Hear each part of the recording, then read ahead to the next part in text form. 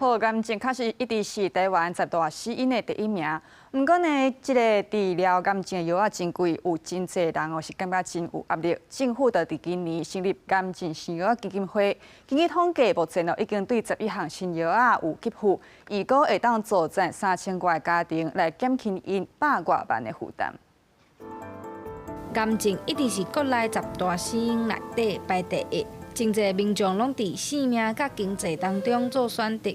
因为有一寡癌症新药是无健保的，若家己开钱治疗，拢爱开100-200万，有的人负担袂起，就放弃治疗。这个癌症西药基金动资的规定、使用的规定，所以我们在这个规定里面加了什么？加了这个是属于叫做行政院需要透过行政院核准的专项支出，所以它在健保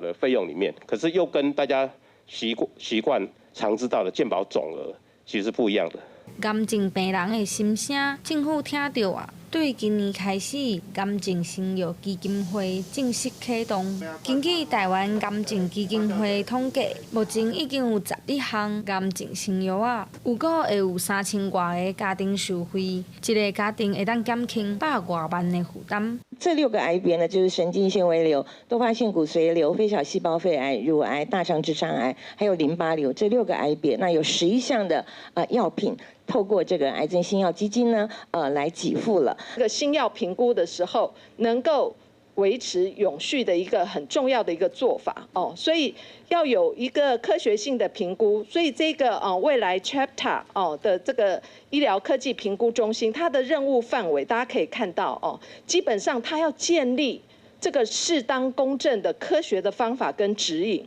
为着实现医疗平权，政府成立癌症新药基金会，目前新编50亿行政费用来支援。不过基金会和专家拢呼吁，治疗袂使长期，基金至少爱编100亿才有够用，而且爱列入去法律的保障。记者陈心东、林秀凯台北报道。